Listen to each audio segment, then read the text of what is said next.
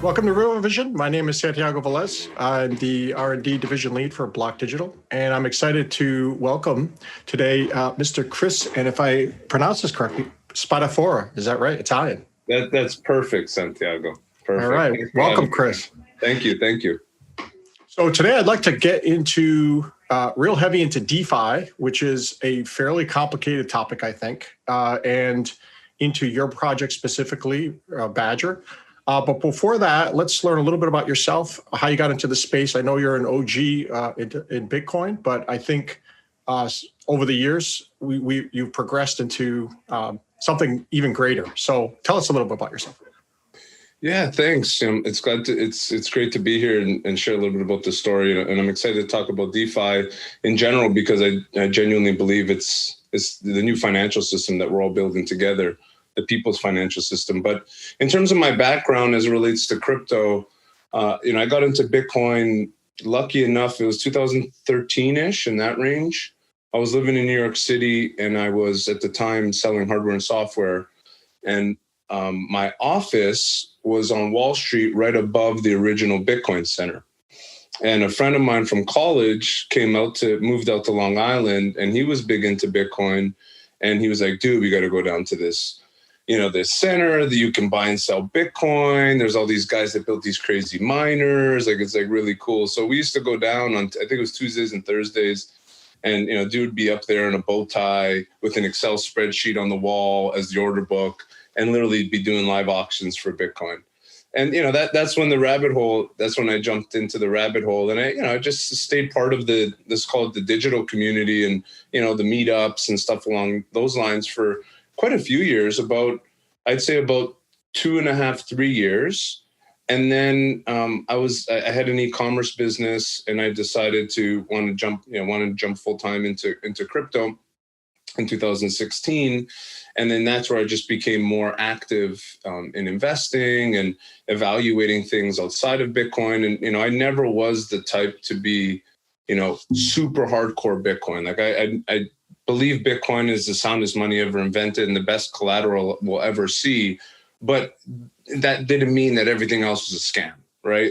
I just never thought like that. And I think that's very narrow-minded and preventative for the entire space to move forward. But of course, being from Toronto and Ethereum starting in Toronto, as early as Ethereum was starting, I obviously caught wind and was really taken by what they were trying to build and what they were building. And a lot of friends of mine from college were, into it. And just naturally the scene here was really picking up. So that was my exposure. And then over those years, just was more active in investing and helping different projects launch and doing some community stuff, organizing conferences and different types of get-togethers and charity initiatives. And then in 2019, I decided, I really want to focus on building and have more of an impact on the space that, that I've grown to love over those years. And I saw an opportunity specifically around the lack of Bitcoin. If you rewind, today it's still really small, but, rewind a year and a half ago, there was probably under 1,000 coins, maybe even 500 Bitcoins that were off of the Bitcoin network being used in some type of utility on other blockchains, if that's Ethereum or whatever. Today there's 220,000. And it still only represents slightly over I think it's 210,000. So right at 1% of the total Bitcoin supply today is being utilized. But that was our absolute mission, right? What we're showing you here on our YouTube channel is just the tip of the iceberg. No matter where you are in your financial journey, whether you're a beginner just looking to break into the market or a financial professional looking to up your game, Real Vision has something for everyone. Every day, our team of expert journalists provides in-depth analysis, written reports, access to live streams, and access to our community, The Exchange, where you can interact with people just like you from all over the world. For just $1, you can unlock all of this and more at realvision.com. Try our Essential tier. If you like what you see, it's only $20 a month thereafter. So click on the link in the description, go to realvision.com, and see what you think. We look forward to seeing you there. Slightly over I think it's 210,000. So right at 1% of the total Bitcoin supply today is being utilized. But that was our absolute mission, right? How do you build an open community and a project that enabled those that wanted to put Bitcoin to work to be able to do that, still do it in a trusted, non-custodial way. And then, of course, have an organization or a business that's built and managed and organized by the people versus a traditional corporate structure. So that's a little bit about how everything came to the head and a bit about my background. Awesome. So a couple of fundamentals for our viewers. Bitcoin itself, the native blockchain, does not support what we call smart contracts. And I guess smart contracts is a necessary element for decentralized finance, some kind of virtual structure that incorporates terms and conditions so you can create kind of more complex financial instruments. So Bitcoin doesn't have that natively, but there are projects out there, and correct me if I'm wrong, that are building infrastructure, I guess, on a layer 2 or side chain on top of Bitcoin to bring smart contract capability. But what you're doing is saying you recognize that the smart contract capability of Ethereum in particular met a lot of the needs that you were trying to build for, but be able to utilize the liquidity of Bitcoin. Is that a correct characterization? Yeah, that's spot on. There's most certainly other protocols that are building on top of the Bitcoin network. But the robustness of the smart contract technology that they built, and two other very important pieces: the lack of liquidity and also the lack of interoperability as it relates to the tools that people use every day. Like, as a very easy and quick example, you can look at MetaMask, which for users is a browser extension wallet for Ethereum. But with a click of a button, you can change it to Binance Smart Chain, to another blockchain like Phantom, and but it's literally just a browser extension, and it has 5 million users. And you go log into a website that's smart contract enabled. You literally press connect your wallet, and now it recognizes all the tokens that you have in there. And if you're building a protocol, you now have anyone that has that app already installed able to activate in your application, versus what it looks like, on side chains on Bitcoin, for example, that's way behind a lot of that. Not to their discredit, right? It's just like the Bitcoin blockchain is not built for this. You had to build on top, where Ethereum this is its specific purpose, right? It's a blockchain that's meant to be built on top of and to have a smart contract layer that enables that. So most certainly that's how you would look at, I guess, the landscape of building on Bitcoin, potentially building on other networks that have smart contract availability, and then the liquidity that's available there. And for us in particular, more just in general, what I believe is, today 1% of Bitcoin has been wrapped or ported over to other blockchains, because there has to be a process, right? You can't just bring it right to the other chain with the same wallets. There needs to be a process to wrap it in the appropriate standard that's applicable to those chains. I believe, there's going to be 20, 30, 40% of all Bitcoin in existence that's living on those other chains, because it's simply, the ultimate collateral, right? It represents 50% of the entire cryptocurrency market. It has the largest user base and wallet base and holders around the world.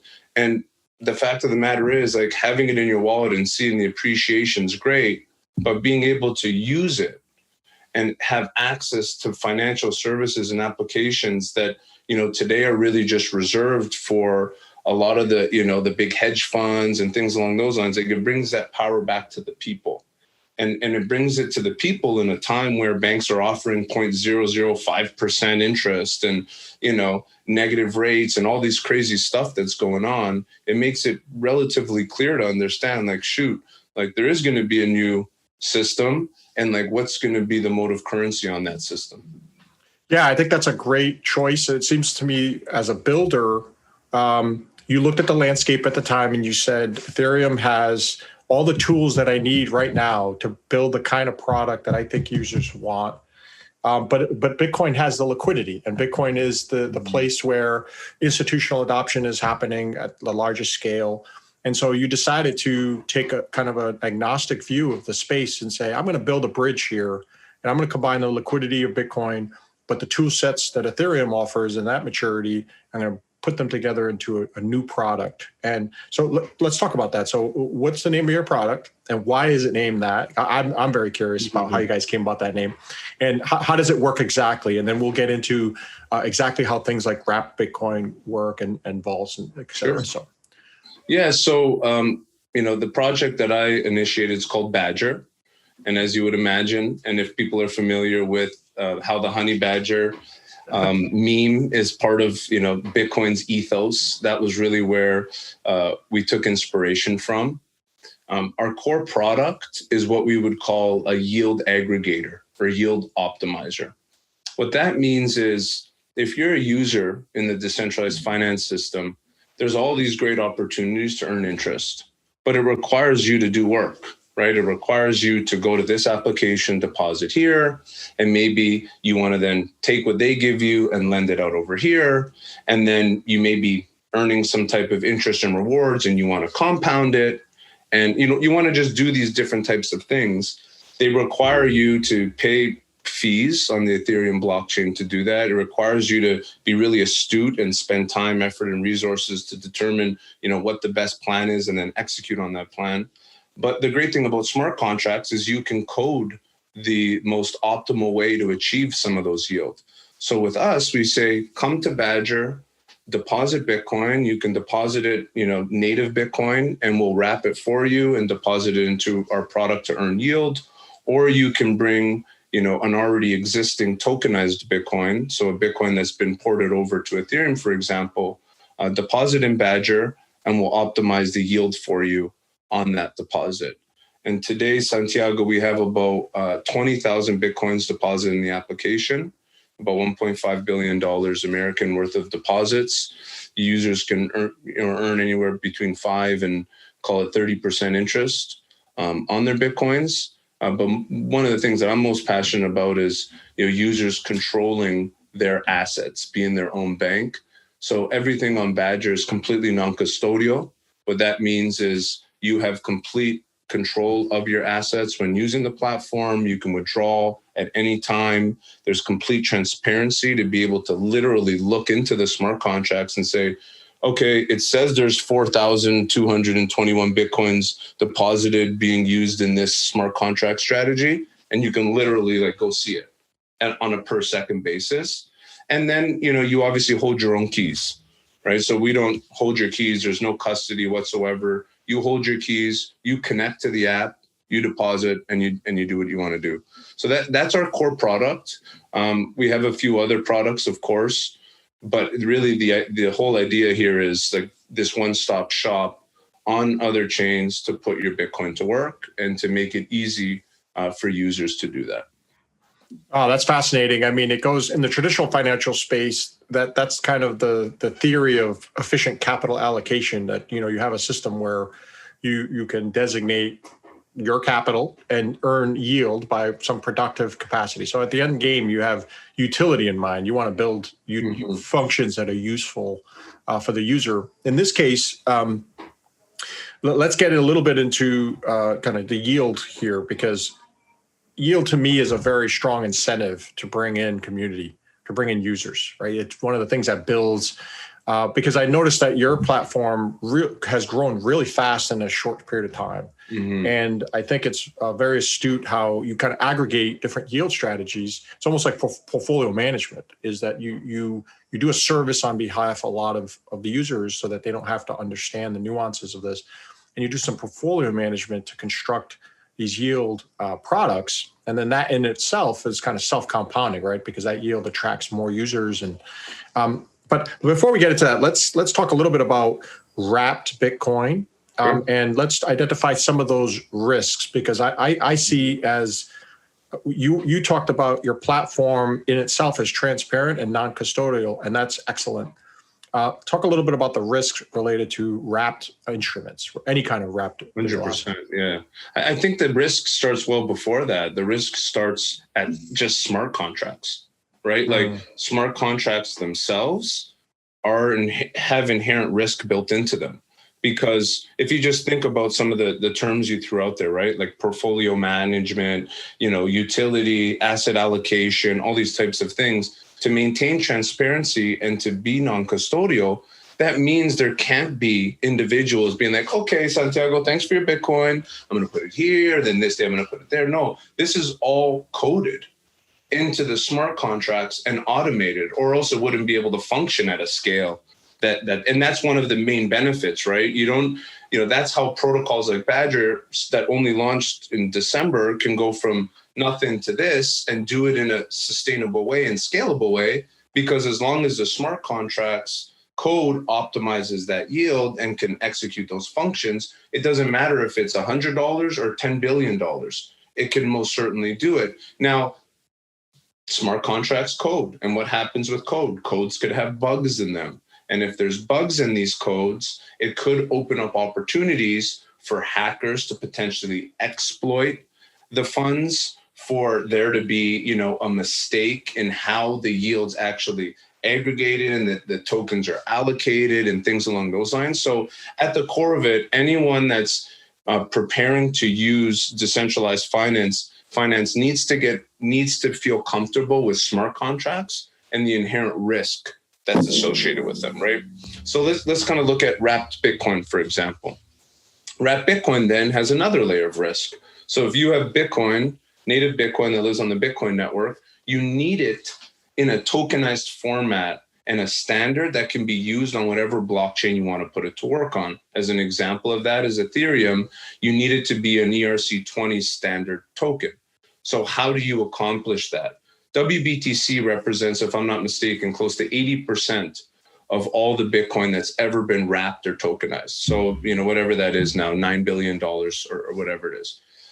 They use a trusted centralized custodian for that process. So if you're a user, what's technically happening is Bitcoin is going to BitGo. If, I'm sure when this airs, I think it came out yesterday, but, Galaxy just purchased BitGo, the largest transaction, I think, in the crypto space for over $1 billion. Neither here nor there.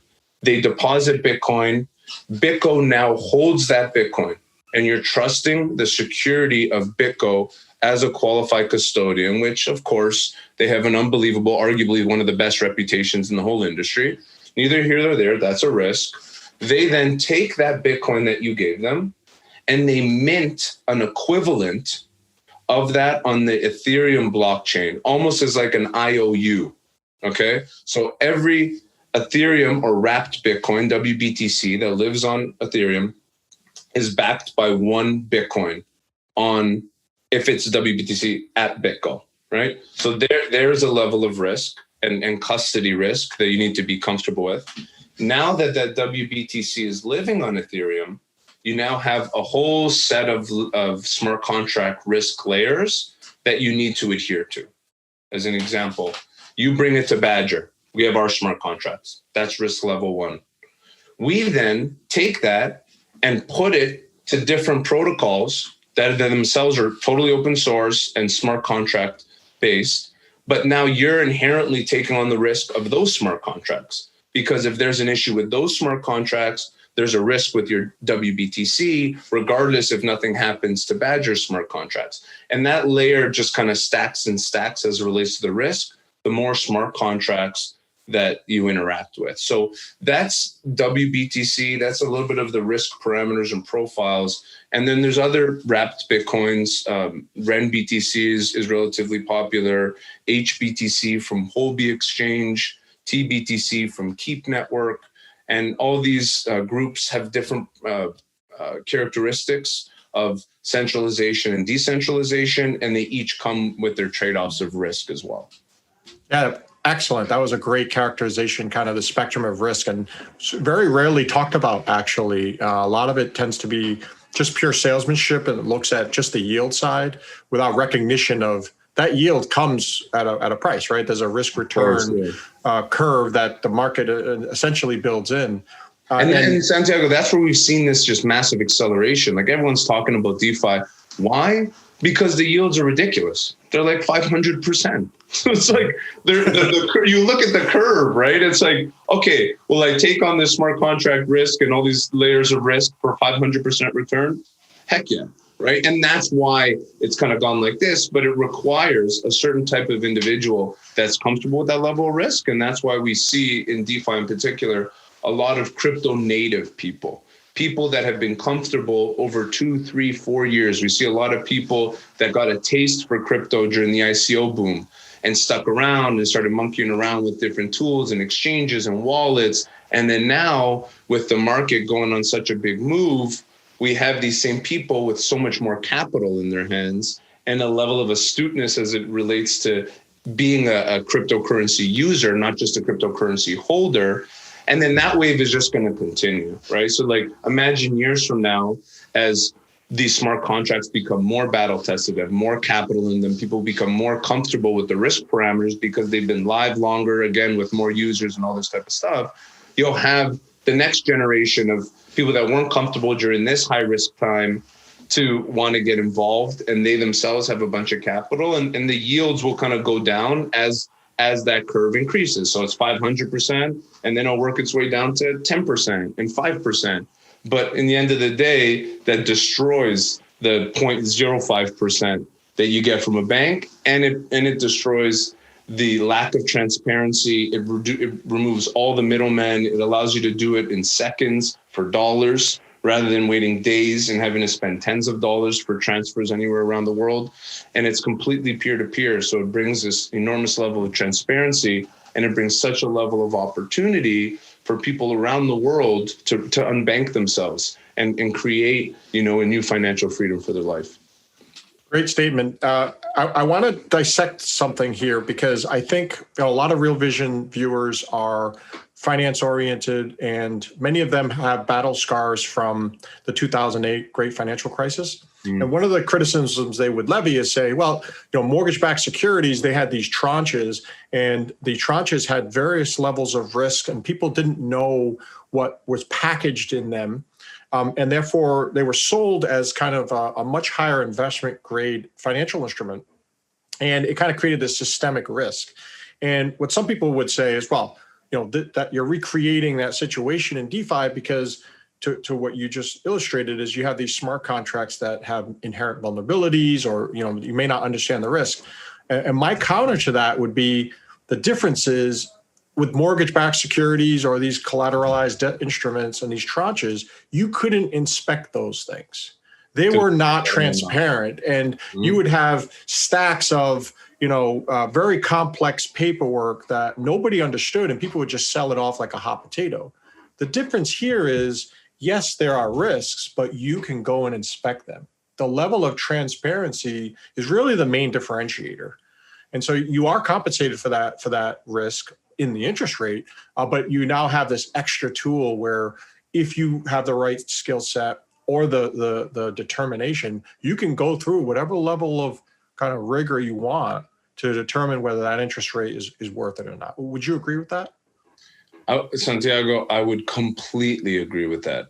And like someone might rebut, well, it's like trying to read a different language, wrapping your head around this stuff. And you know what it is? It's definitely complicated. It's definitely more technically oriented. But at the same time, that doesn't change the fact that the information's available and everything's completely transparent. And it makes it that much harder for there to be, that stack of major risk, because at every level, there has to be these guards. As an example, we're a yield aggregator, right? So you deposit with us and it's our responsibility to optimize your yield. We wouldn't be able to function sustainably if we didn't have an enormous level of diligence around the smart contracts that we're enabling you to interact with, right? So you now have these parties in between that their business goes away, and they themselves are so open and transparent that we couldn't get away at all with doing anything potentially shady or misleading or things along those lines. That, back to your example, that was happening at so many different layers. Like, it wasn't just like, oh, boom, oh, it was just, because this one group here was doing these mortgages.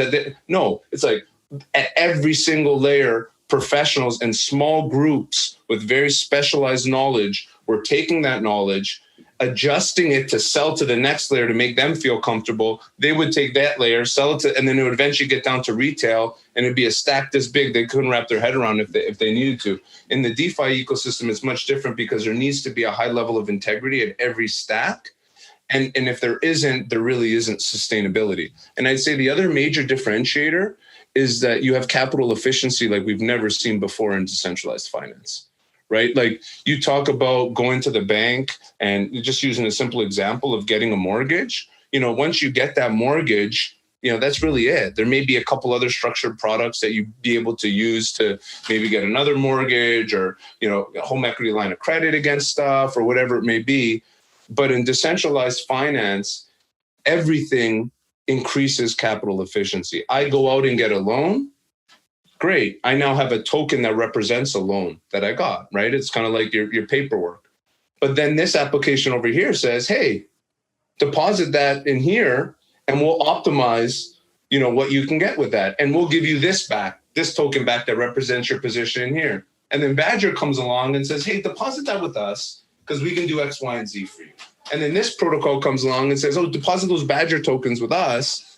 And so this is literally, it's like we call them Legos because it's just stacking on top of one another, of course, bringing more inherent risk at each stack, but with complete transparency and capital efficiency at every single level. Yeah, so composability, it seems to me the theme you're pressing here. It's the feature of Ethereum that really differentiates itself from a lot of other platforms. You can take all these financial instruments, interoperate them, share the liquidity, and then use that to find yield, to basically find the place where there's the most growth and you can put your assets to work. One of the things I'm most excited over is kind of the digitization of real world assets, homes, real estate, art, all these kind of things, and then tokenizing them in the same way Bitcoin was, and then being able to interoperate them with automated market making, being a liquidity provider, using your assets, all these very exciting, because right now the main, I guess, value to these systems comes from Bitcoin, right? I mean, institutions buy it, individuals buy it, and then that liquidity kind of waterfalls down to Ethereum and a lot of the other chains. But there's so much value out in the real world that could be tokenized that with this composability, you could create really interesting financial instruments and complex financial products that most people never had access to before. And your product is essentially delivering a new level of access. So that's super exciting.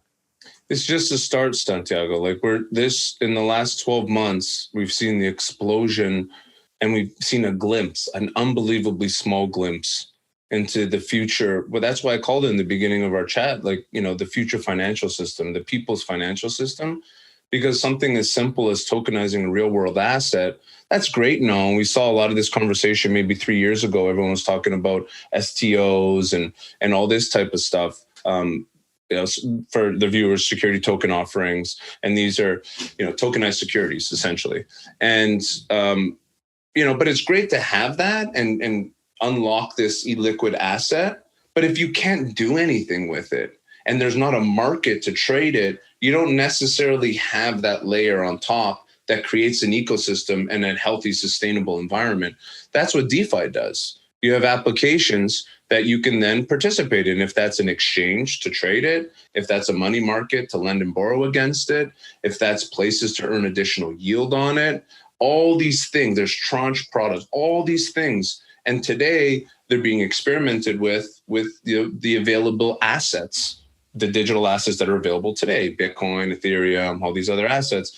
More assets from the real world are going to be tokenized. And the minute they're tokenized, there's now a way for a healthy market to grow and expand.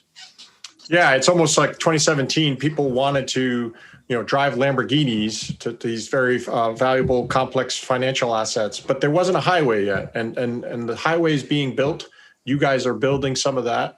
And before you know it, we'll be able to drive all these very interesting, exotic assets on there and enjoy them. Now, let's shift the conversation a little bit to community, because the way I see these blockchain networks is very much people. I mean, code's super important, but I feel like most of the value comes from human beings. Can you talk a little bit about your project and how you see community bringing value. Yeah, I couldn't agree with you more, Santiago. Like, people are everything. Community is everything. Communities are networks. Community are sustainability. Like, that's what is sustainable, especially in an unbelievably volatile market like cryptocurrency. You see such massive swings and massive money movements. And with that, because primarily those participants or investors, you see lack of interest when the price of something's down or whatever. We just saw it. Like, look what's happening today versus what happened in 2018. You can't go on Twitter or go on the television without seeing something about Bitcoin and crypto, right? Look at the level of excitement there compared to when Bitcoin went from 20,000 to 3,000. It was just like totally different. So I've always believed in community. And just to give anyone that's watching just a perspective, Badger is really unique, and I'm not going to get super complicated here, but Badger is unique because it's a completely community-run business. When we started, we wanted to rewrite the playbook on how a business could start. So bootstrap. We don't believe in this idea of, put on your best dress and go dance around for some VCs to give you money, and then go to TechCrunch and they can praise you for raising $50 million. And then you have, a big office with a bunch of people not making any money, racing against the clock before your burn goes down. But maybe someone acquires you and you go public, and all your original investors can now say, I invested in so-and-so when they were nothing, right? It's just a total joke. So we wanted to change that. And then and I'll explain how we did that. But then if you're able to build a business that didn't need to leverage that level of capital and bootstrapping mechanic, how is that business then managed? Because the traditional way businesses are managed are completely centralized. You have C-level executives, you have board of directors, you have no transparency in how the money is moving, all those types of things. So we wanted to bring the same level of transparency that we bring to our product. We wanted to bring that to the business and how the business is managed. So when Badger launched, we decided we didn't raise any capital at all. And we said, you know what? We're going to use the power of the blockchain here. We believe community is based on a shared value and belief system. It's very difficult to have a community unless there is a shared value and belief system. Our value and belief system consists of three things. One, the belief in Bitcoin in decentralized finance, right? People that believe in Bitcoin as the best collateral in the world that should be used in new financial systems. A group of individuals that believe that decentralized governance, so governing businesses by the people rather than centralized units, is a powerful thing. People may have heard the term DAOs, decentralized autonomous organizations. People that believe in that are our type of people. And then finally, those that want to support public goods, those that want to give back and help the future of this industry. So we looked at those three segments and used the power of the blockchain. And we scanned Ethereum and identified 32,000 addresses that over the last 2.5 years that completed actions that lent themselves to those three pillars. As an example, they used WBTC or tokenized Bitcoin as a liquidity provider on Uniswap, or Balancer, or lent and borrowed against it on Compound, or minted DAI on Maker, did these types of things, or voted on governance in Yearn or Sushi, and or from a public goods perspective, donated to Gitcoin. Right? We collected all this information and said, okay, guys, anyone that did all that stuff, come to Badger. We're launching today. We've created a token. Anyone that holds this token controls the entire business, the products, the treasury, who's hired, the direction, anything you could imagine with complete transparency. And because you did all those actions, and we believe you're one of us, you can come claim these certain amount of tokens for free. Just come and claim them. Oh, and by the way, we have a product that allows you to optimize the yield on your Bitcoin. And, we're pretty confident that you're into that type of stuff, since we know based on your wallet addresses, that's the type of activity that you participated in. So that's how we bootstrapped it. And then from there, it went from nothing to today. We've generated over $20 million in revenue, annualized, looking at potentially 100 million. Our treasury consists of $500 million. And it's people from around the world that have never met. There's over 50 people now working on the project, and the community, and anyone that holds one token, half of a token, 1/10 of a token, can vote on any decision. And we've had over 57 votes, on average, a couple thousand people participating in each vote. And over 50,000, I think the number's like 40,000 people around the world that hold the token now. So that's how we bootstrapped. And then as it relates to how a new paradigm of running a business, most importantly, a business that manages a very transparent financial product should run, that's what we're trying to change as well.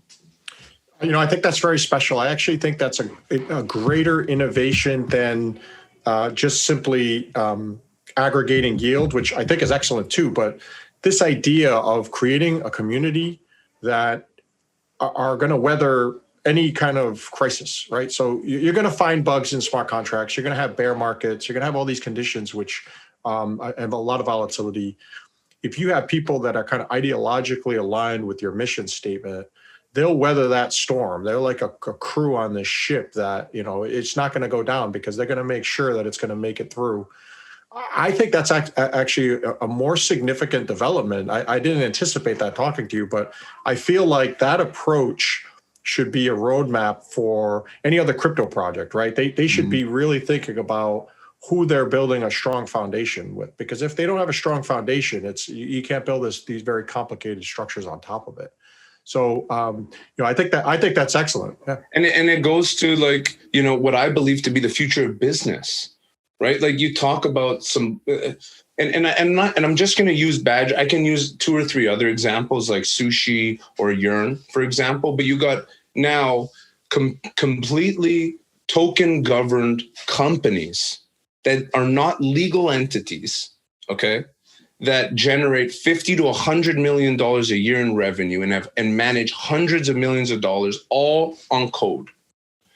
You think about how different that is from $1 billion company that exists today, that you would, even if you use the product, like if you think about it like this, and I'm just use Uber because everyone uses Uber and it's not $1 billion, it's however many billions of a company in value. But imagine you are on the board of Uber. And at the same time, as a user of the Uber app, you have the power, you have the voice to say, you know what, F that Uber. I don't like the surge fees. I'm going to work with the community to garner a proposal that proposes a change. And if enough people believe in what I believe in, it will change. Think about how different businesses will operate and the future of digital business, because, call it what it is, right? The pandemic is not going away anytime soon. It's changed the world forever. And now with so many more people at home and so many more people being forced to accelerate into this, world of a digital, it just totally drives this understanding of what I'm talking about, because it's even hard for most to even understand how a world like that could operate. But now, when you know that, I don't need to meet you and shake your hand, Santiago, before we can do an interview. We don't need to do these we're conducting large amounts of business digitally already. The next evolution of that is, again, bringing transparency and digitizing the actual stacks of an organization and how organizations operate and function. Yeah, amen to that. I couldn't agree more. And one thing you mentioned about this democratization, I guess, of the governance, right? It's so important to pick the right people initially, because governance is actually really hard. There can be apathy in ecosystems, and the same way there is in democratic systems of the real world is, there can be apathy in the governance structure. People will buy a governance token, but really not participate. So being very mindful initially on that foundation we talked about, of the right community of people who do want to engage in the governance, is super important, because that's what's going to compound. That's the flywheel that's going to yield better and better products, and like you said, make the ecosystem sustainable. So I think that's exactly correct. I want to shift gears a little bit here and talk about kind of regulation.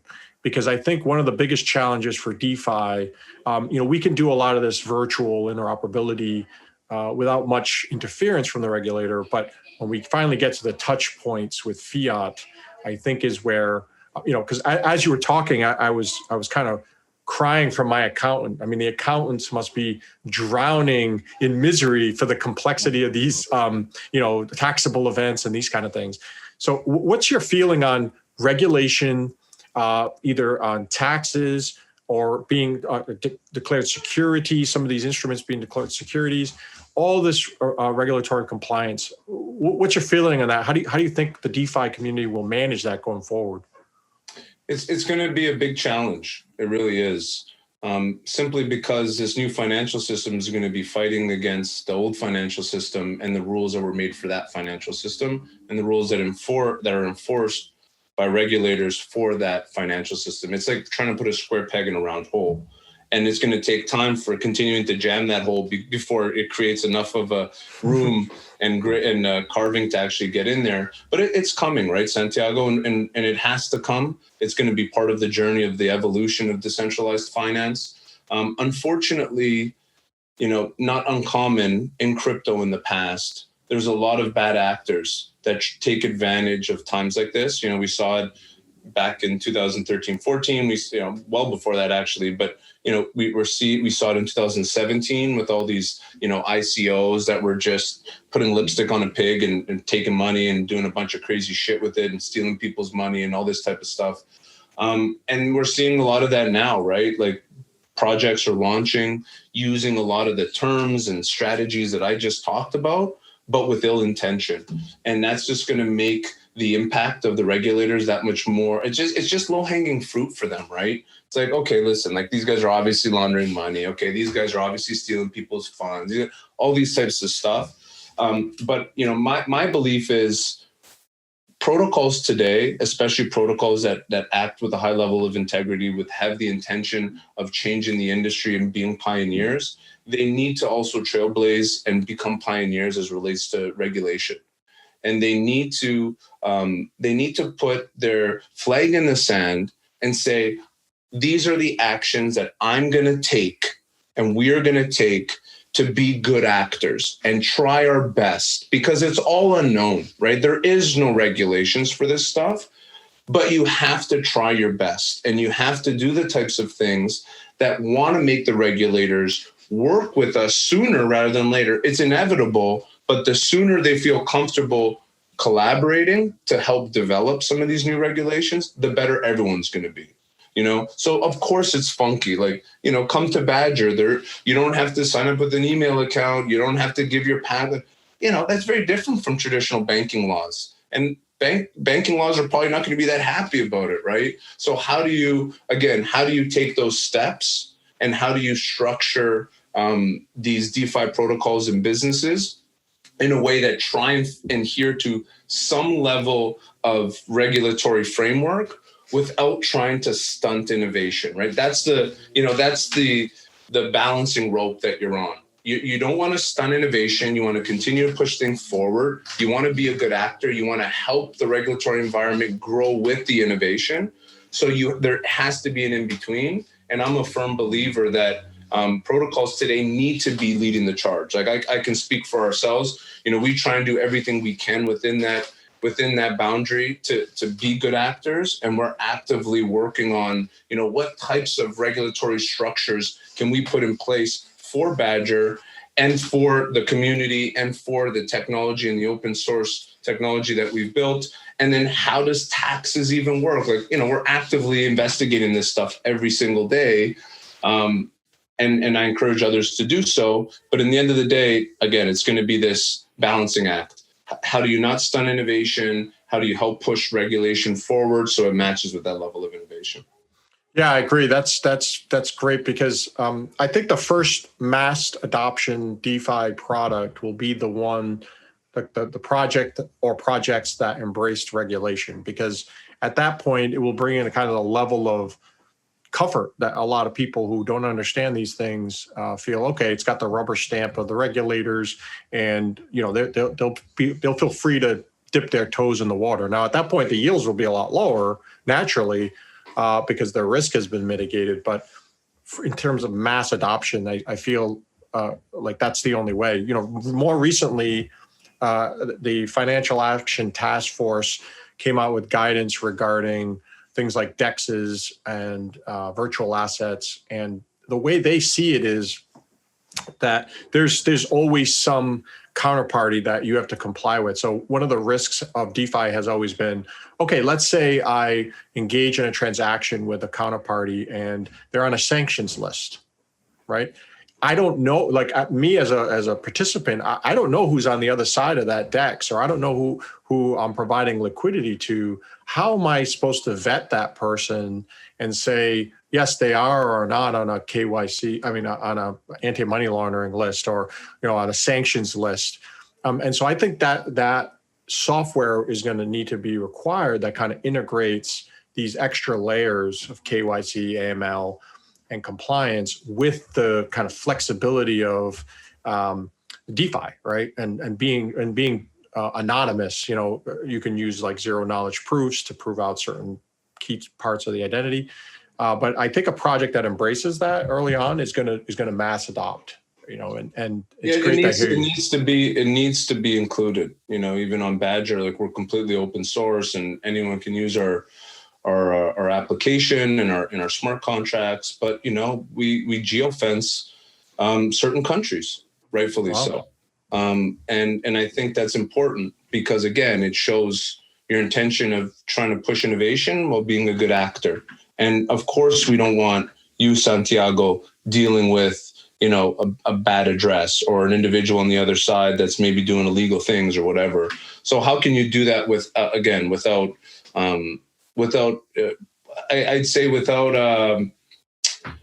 compromising the integrity of decentralization? Yeah, that's great.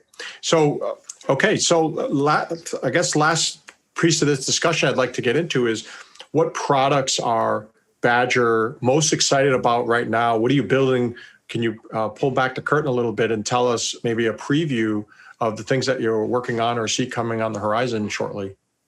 Yeah, listen, I could talk about Badger all day. I'd love to talk about that stuff. So really, if you think about Badger, we have, like I said, we have one mission, right? Which is to bring as much Bitcoin to decentralized finance as we can. And as we bring it there, give it utility. Because if it doesn't have utility, who the heck's going to want to bring it there?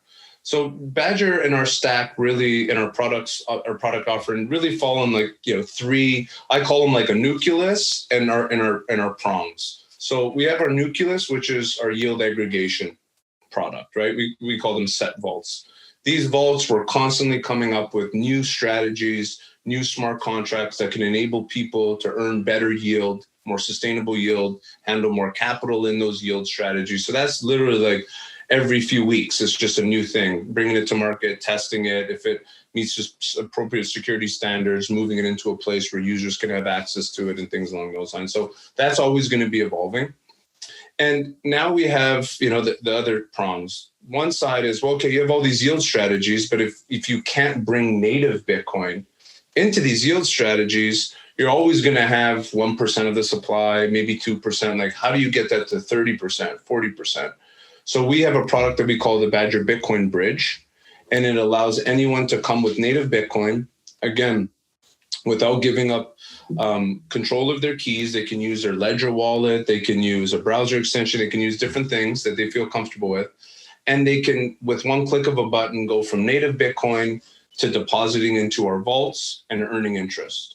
And what happens is you're actually, we're actually wrapping that Bitcoin for you, and then using a smart contract that zaps it, as we call it, or deposits it into our vaults for you. So for you, it's a click, but in the background, there's all these different things happening to enable you to realize that. So that's a core product. We only launched it last Monday. So it's been live, a little over 10 days, and we've had over $100 million of Bitcoin move through that bridge, wow. which is really great. So that's a foundational product. We're going to continue to integrate new yield strategies into that bridge, introduce it to other networks. Today it's just going to Ethereum. We're looking at bringing it to other networks as new chains start really, building strong asset bases and applications on top and things, and demand for Bitcoin, of course. And then the other side of it is, okay, you've brought in Bitcoin, you're earning yield through these unique yield strategies, but you're now faced with a level of illiquidity, right? You're illiquid because you've deposited, you're earning interest, but we want to unleash capital efficiency. We want to show the power of composability. We want to enable people to not be locked into an illiquid position. So a product that we're launching tomorrow is called interest-bearing Bitcoin. That's the other prong. And the value of interest-bearing Bitcoin is that it unlocks your liquidity. So imagine this for a second, Santiago. You bring Bitcoin, you deposit it to earn 10% interest. You're now earning interest. If you're earning interest in the Badger app, we say, hey, use that position that you're in and mint, or use it as collateral to mint a new asset called interest-bearing Bitcoin. In interest-bearing Bitcoin, it's like an index product that's backed by a whole variety of Bitcoin yield tokens. And it takes the average of the different yields, and that's the underlying interest rate for just simply holding that interest-bearing Bitcoin. Now, of course, anyone can go swap for it on a decentralized exchange. I can hold WBTC, or I can hold essentially the same thing, except it's earning 10% interest. I might as well, do that. But for a depositor, especially an app user, you now can then take that interest-bearing Bitcoin, go to a place, use it as collateral to borrow stablecoin or more Bitcoin to lever up, right? You can then take it and provide liquidity with it somewhere. You can then take it and bring it to another chain to do stuff over there that you'd like to do. So this is the type of liquidity that we're going to be bringing to position. So our whole vision is, continue to attract, a large base of capital inside of our yield products. Today's 1.5 billion. We hope, by the end of the year, we hit 10 billion, but nonetheless, that's where it is. And then you build, we call them synthetic assets, like interest-bearing Bitcoin on top of that stack to bring liquidity and then bring capital efficiency so they can continue putting it to work in other applications. Yeah, that's very exciting. It seems to me that the end game, if there is one, is very much chain agnostic. So you've decided to build on Ethereum right now because it has a lot of the tools that are the infrastructure we talked about is already there. So it makes it convenient. But as these other chains start building out their tools, and I would imagine the Ethereum virtual machine as a base prerequisite. Mm-hmm. But as they start building their tool set, it makes natural sense that you'd want to interoperate with those chains, be able to move a lot of these financial instruments cross-chain, or do other exciting things on products being built on those other chains.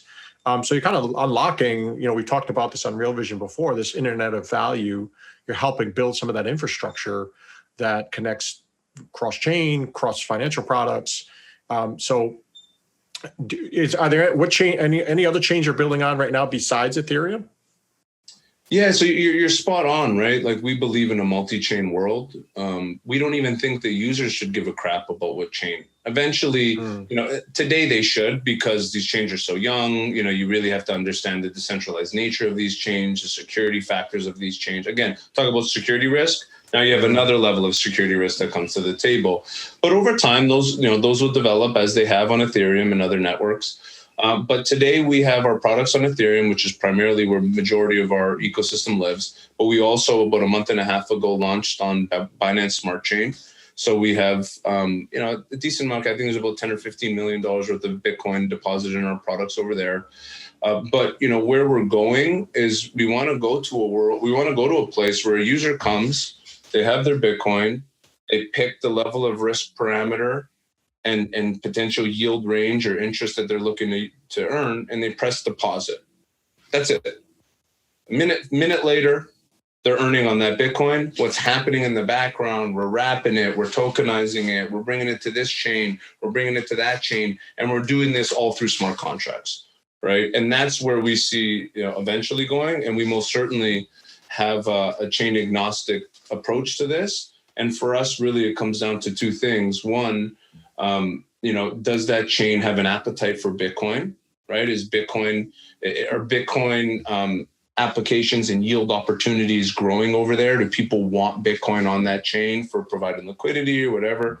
And then the other side of it is composability. You talked about the EVM, Ethereum virtual machine. That's a must, right? Like, for us in particular, we built our entire ecosystem and product and the foundational security backbone of our products and smart contracts here. For us to then have to redo all that because of the lack of compatibility and bring it to another chain, it's just super unrealistic. But for us to take what we've already built, make some small modifications, and then go to a chain, like Binance is a good example. There's a lot of scrutiny around, the level of decentralization and things along those lines. But for a builder, the tools that are there, like literally all the tools that we use on Ethereum are usable over there. So it was just like a replication of what we're already doing. And then, we're there in 2 weeks versus if we were to have to do something all over again, it could take 6 months. And I think that's that portability function of using the Ethereum virtual machine, which is kind of this layer that sits on top of the chain. That's the engine for the smart contracts. That portability, I think people underestimate how useful that's going to be to alleviate the congestion in the networks. As Ethereum gets more popular, it's kind of a victim of its own success, and that we see these congestions and this fight for block space. These alternate chains basically are alleviating that pressure because they can say, well, you can process the same transaction with a much lower fee, more efficiently, more rapidly, so you kind of lower your volatility risk. And so you see these chains all interoperating kind of as relief valves to the system, and you're really building this kind of macro system where the value can flow wherever is most efficient, and to your overall point, most capital efficient. Mm-hmm. So I think that's very wise. I think if you continue to expand to other chains and provide that cross-chain interoperability, you'll continue to see success. So good job. Thanks, man. So last notes, anything you want to share with our viewers that we haven't talked about around either Badger or anything else, really, what you would like to see this space grow into? Because I see this as kind of in the teenager phase. There's still a lot of obstinance to, we talked about compliance earlier, but I think we're maturing to the adult phase where we're really going to start providing services to the overall world. But how do you view things, or how would you like to see things play out? Well, I disagree with you that we're in the teenage stage. Okay. I would say we're in preschool still. Oh, right, great. Yeah, I was trying to be kind, yeah. Very young and very early, and a variety of complexities and nuances that are not ready for prime time by any means. That really just the super users could handle this level of, craziness, but neither here nor there. What I like to see is people using their cryptocurrency.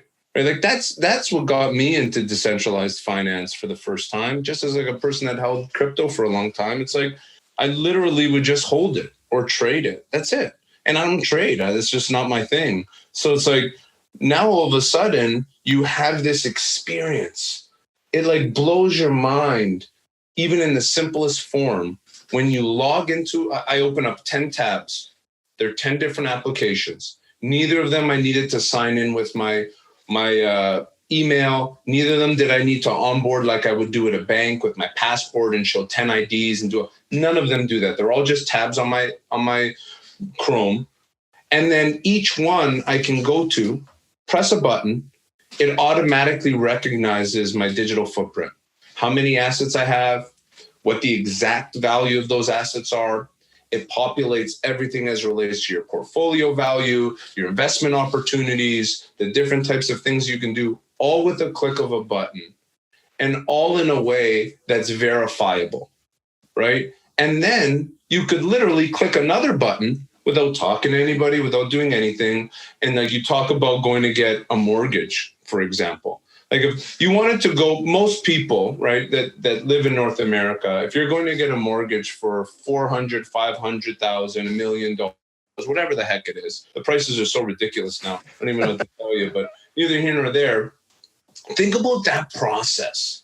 Like they want your firstborn child as collateral to an extent. Like, this is how far they go. The credit system. Oh, I missed 3 $5 credit payments 4 years ago, and now I can't get a mortgage on my house, although I make X amount of money, or whatever the parameters are. Look at the parameters they place on people with small businesses and that are entrepreneurs. They pretty much look at you as like the least credit worthy individuals, but you're probably the most astute as it relates to financial management versus a person that just works at the hospital for 30 years and takes a paycheck and calls it a day, right? So you think about that difference. You come to an app, you press a button, they don't know who you are, but based on your assets, based on your verifiable value that's there, they will allow you to borrow $1 million.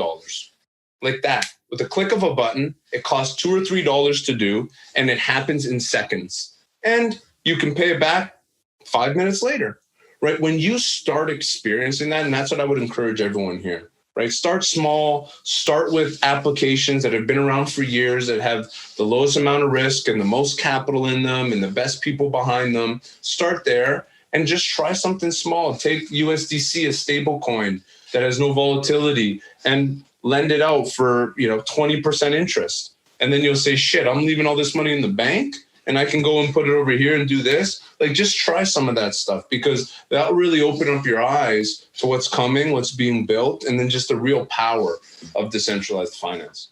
Amazing. That's the best way to end the interview. Chris, I can't tell you how much I appreciate you coming on and opening our eyes to the world of DeFi and Badger. I hope that as time goes on and you get very, very successful, you and your community, that you'll come back on Real Vision and continue the conversation. Listen, man, it's great to be here. I've been a fan for a long time, so I really appreciate bringing me on, having a chat, being able to chat with your community, and anytime that I can join back, you can count on it. Excellent. Thanks, Chris. All right, buddy. Ciao.